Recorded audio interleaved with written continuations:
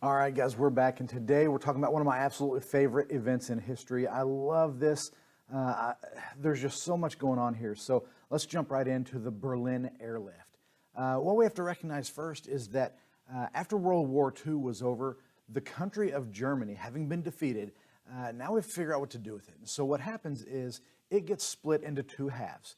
East Germany is overseen by the USSR and Joseph Stalin, and West Germany is overseen by the British, the French, and the American allies, kind of overseeing and administering that, right?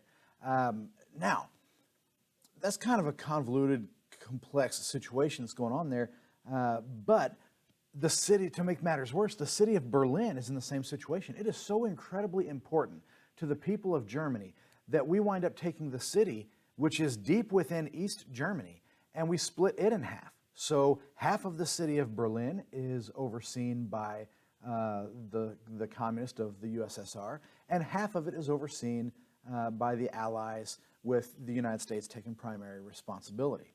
And so it's just kind of this weird situation. I'm going to zoom in on the map so you can get a sense. You've got West Germany over here and communist East Germany over here, and deep within East Germany, there you have a little island of democracy, an island of capitalism in half of one city, West Berlin. So really kind of an interesting deal. Now, what we're going to see is that the Allies really have to support West Berlin because the city is kind of encircled by the USSR and the communist bloc. So all of the things that they need are going to have to be brought to them. Medical supplies, clothing, fuel, coal, food, you name it, we have to bring it all in, and we're going to have to bring it in on the back of trucks or in truck convoys or on the back of trains. And so everything is being provided to them by the Allies. And Stalin hates it. He hates that there's an island of capitalism, an island of democracy surrounded by this sea of communism. And he really wants to do something about that. So Stalin being Stalin, he's going to do what he does best. He throws a temper tantrum. And he basically refuses Allies access to West Berlin. So yeah, it's yours to control, but in order to get to it, you have to come through our territory. You have to come through territory that's controlled by the USSR, and we're not going to allow that. Because when you bring trains and when you bring trucks, you're bringing military equipment through our territory, and it's not going to be allowed. And so he really kind of cuts off West Germany. If we were to try to force our way through, then Stalin makes it clear that that would be viewed as an act of war. And that's something that we really don't want to get involved in again. We don't want to be in another conflict this close to World War II. We certainly don't want to be in one with Russia because it would be a very long, drawn-out affair since we're both the two remaining superpowers. Now, again, West Berlin can get no food, no clothing, no fuel, no medical supplies. They are in dire straits, very, very desperate. And so Stalin is really attempting to choke out the people of West Berlin. If they can't get access to any of those goods, then eventually they'll have no choice but to turn to the USSR and their leaders and beg for help. You'll give up on your freedom, you'll give up on your ideals, you'll give up on your liberties when you're starving to death. And so that was what his plan was, that if he can prevent us from getting through for long enough, that eventually they will cave and they will kind of give in to being controlled by the Soviets. And so here's a fantastic political cartoon about the Berlin blockade, because it's Truman and Stalin playing chess, but Stalin is sitting on the chessboard, invading the personal space of Harry Truman and kind of mocking him. It's your move, right? What are you going to do? And so the interesting thing here is he's chosen the wrong person to pick a fight with, because Truman is totally committed to keeping his promise to the people of West Berlin. When we split that city in two, he made a promise that we're going to be there to back you up, we're going to be there to support you, that you get to continue to maintain your freedoms and your way of life. Even if it's in kind of an odd situation, we will be there to back you up. And so we are committed to keeping West Berlin free. But how do you do that? If we can't bring trains and we can't bring trucks, what Truman is going to do is he's going to launch an airlift, codenamed Operation Vittles. He's from the South, so Vittles works, right? And it's basically a way to supply and support the people of West Berlin via aircraft. We don't have to move through the ground of Russian-controlled territory. So we're going to fly over. Now, some planes can land, but not too many are going to be able to land and offload. A lot of other planes are simply going to fly over and parachute drop all the supplies that they need.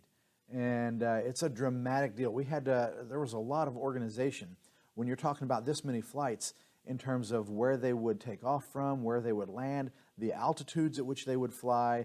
It had to be a highly choreographed thing because you're supplying all the needs of the entire city. There we see plane after plane after plane loaded and lined up, ready to take off. And so we used over 700, on average, right, over 750 flights a day, every day for over a year. And Truman made this a really interesting point to Stalin. He says, listen, if any of these planes go down, if any of them get shot down over your territory, I'm going to hold you responsible. It's kind of this Godfather-esque moment, right? If anything happens to my son, I'm going to hold the people in this room responsible, but he's only in a room with Stalin. He says, I'm going to blame you.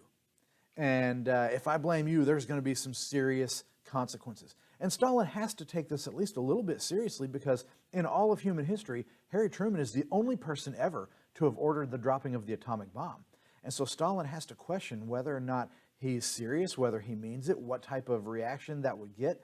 He's going to have to think long and hard before he does anything to disrupt the flights of these planes as they supply the people of West Berlin. But the longer they do it, the less effective his blockade is. He's not going to be able to choke them out as long as we're airdropping things in, and we appear to be committed to that. So day after day after day, after a year, is actually a little over a year, supplying the needs of the people of Berlin, dropping coal, dropping fuel, dropping medicine, food. We even had guys that were making, I have a picture of a guy who's making these little bitty parachutes. We're dropping chocolate bars out of aircraft because we want to make sure that the children have even the little things that they may be used to, candy. And so during holidays or at different times, that's the job I want. I want to be the guy that gets to throw candy out of an airplane to the children of Berlin. So anyway, our commitment is very clear at this point that we'll do this indefinitely. When we made a promise, we're going to keep a promise. And when we committed to keeping the people of Berlin free, it's something that we stand behind. And so I love that. I absolutely love it. Now here we see an image.